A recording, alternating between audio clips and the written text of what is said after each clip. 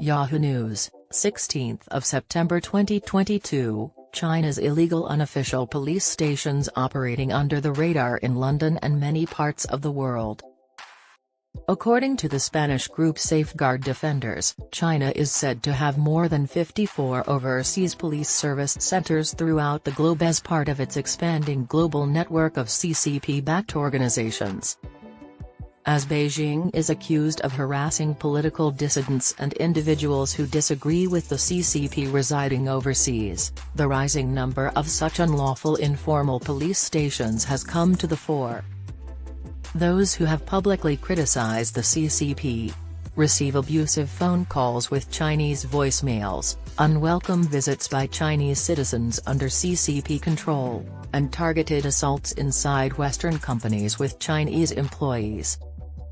However, there have been allegations of Chinese nationals being coerced into returning home by threats and extortion. If this is the case, it is necessary to conduct an investigation.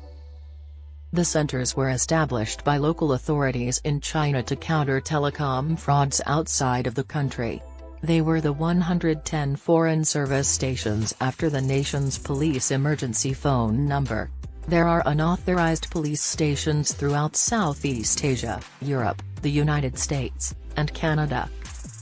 Two similar service stations, one registered as an estate agency and the other as a Chinese restaurant, have reportedly been constructed in London. Both places denied having any active connections to the police service centers.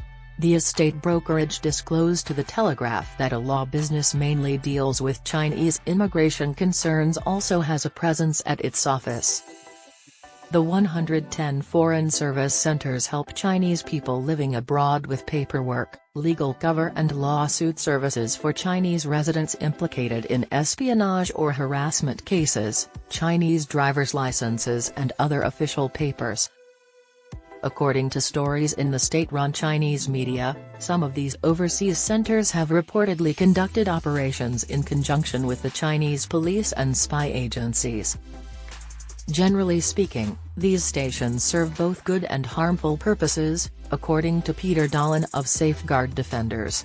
They are there to assist, say, Chinese visitors who run into difficulties. They can serve as a point of contact for the local police. In short, they can assist.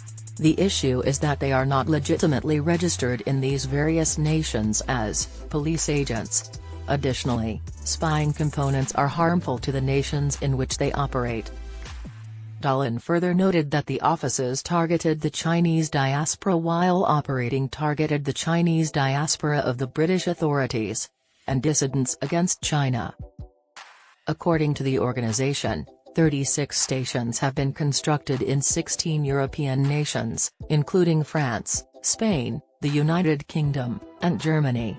The remaining stations are spread around the Americas, Asia, and Africa.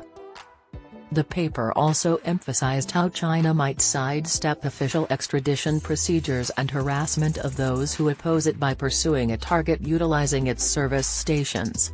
Additionally, this avoids China's increasing criticism of its record on human rights. The study said that as a result it leaves legal Chinese citizens and those who identify with China outside of China susceptible to extralegal targeting by the Chinese police and spies, with little to no of the protection theoretically promised by both national and international law. Beijing has been effective in its attempts to target Chinese nationals living overseas and anti-Chinese individuals. Between April 2021 and July 2022, Chinese officials are said to have persuaded 230,000 foreigners to return home and face criminal charges. Additionally, many individuals have received threats from Chinese spies and police. Reporting and shutting down these illegal Chinese police stations is necessary.